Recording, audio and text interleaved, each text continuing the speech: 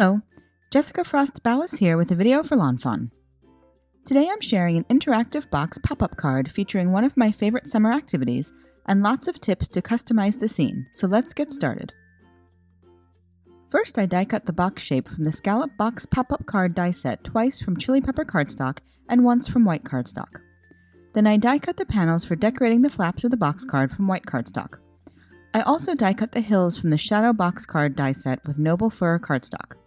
I die cut the simple grassy hillside dies from noble fir cardstock as well, and then run those through my die cut machine with the panel die from the Scalloped box pop-up die set to get the panel tabs and shape, but with the grassy top. Next, I fold the red cardstock along the score lines and crease it with a bone folder.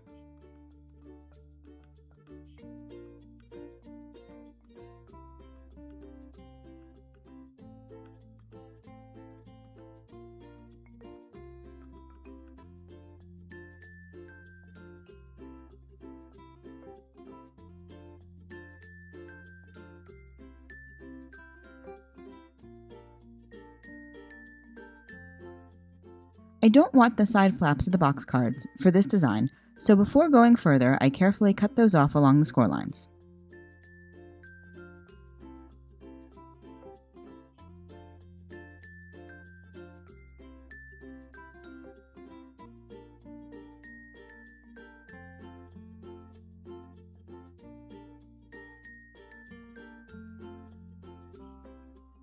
I want to give my box design the feel of an old-fashioned red and white striped popcorn cup, so I take the white cardstock piece and trim off the scallop pieces in long lines.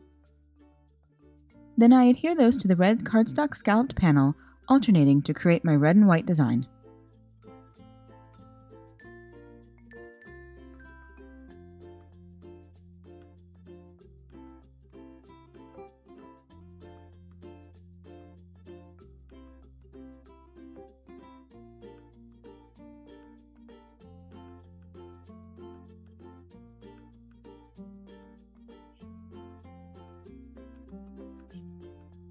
Next, I use Milo's ABCs to spell out my birthday sentiment on an acrylic block.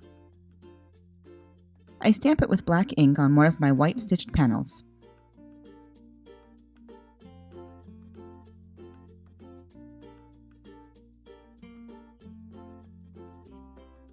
Then I use a Copic multiliner to add a hyphen, and since I didn't have enough bees to do it all in one stamping, I added afterwards.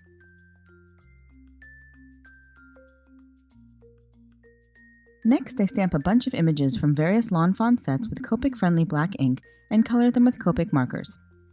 I've stamped the squirrel and bird couples from Happy Hugs, the foxes and rabbits from Upon a Star, the cat from Keep on Swimming, the ticket from Coaster Critters, and the snacks from Screen Time. I had an unfortunate incident with my cat and my iced coffee, so I didn't get all of the coloring captured on camera, but hopefully you'll get a general idea of my coloring from what I did get. I use warm, neutral, and cool grays for some of the critters, and then YR and E shades for the other critters.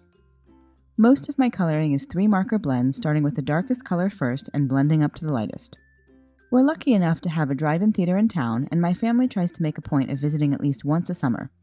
The drive-in, of course, has parking for cars, but also a grassy area for people to sit outside in front of the screen, and that was the inspiration for today's card. You could vary the critters you use for this design and work with what you have. I mostly wanted to show every rear-facing view of a critter I could find among my sets.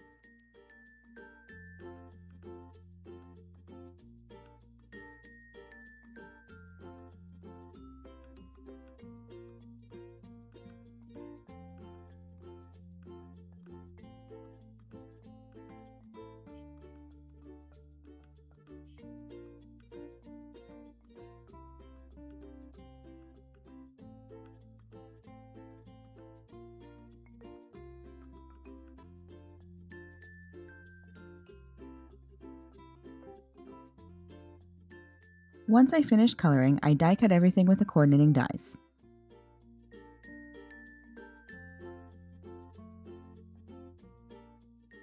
Next, it's time to create my movie screen, complete with the classic summer blockbuster. I take one of the stitched rectangular panels from the Scalloped box pop-up card set and stamp the shark from Duh-Nuh and the bunny from Smooth Sailing with Copic-friendly ink. And before I finish with the stamps, I re-stamp the images onto masking paper without re-inking.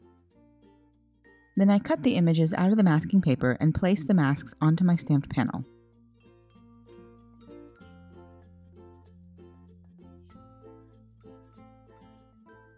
Next, I take another strip of masking paper and mask off my skyline.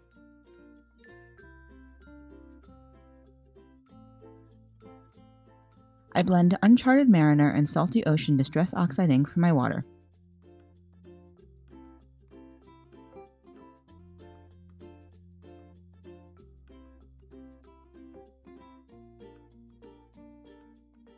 Then I move the strip to cover the water and blend tumbled glass for the sky.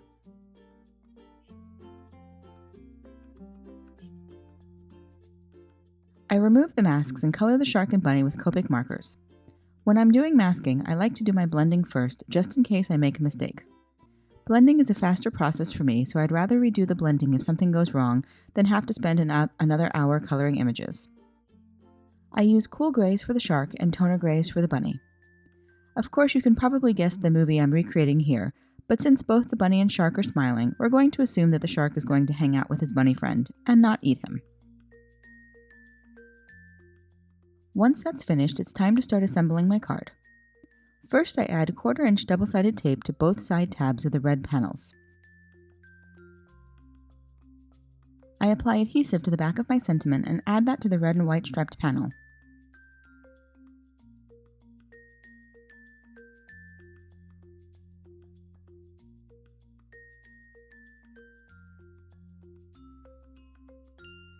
Then I attach my movie screen to the other red panel.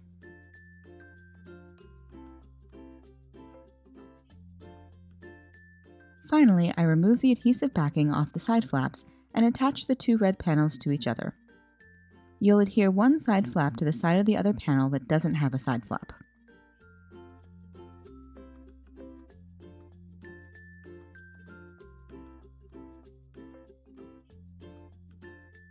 You could create any sort of movie scene you'd like. I ran out of time, but I was also considering making an interchangeable screen using thin magnets instead of adhesive and creating a Jurassic Kingdom scene or a Top Gun Maverick or Star Wars scene. The possibilities are endless, and you could definitely change things up to suit the card recipient.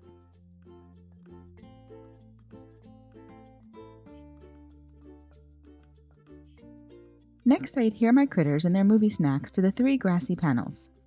I keep the smallest critters closest to the scene and the largest critters further away to help give the illusion of depth.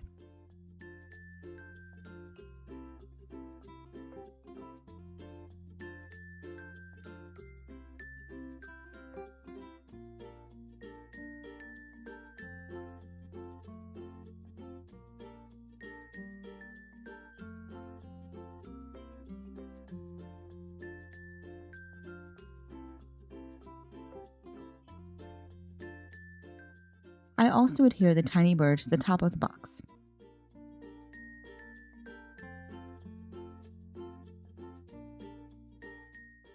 Next, I fold the side tabs and add 1/8-inch adhesive to the tabs.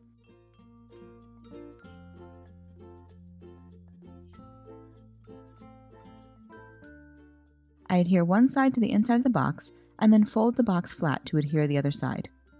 This helps make sure everything will eventually fold flat.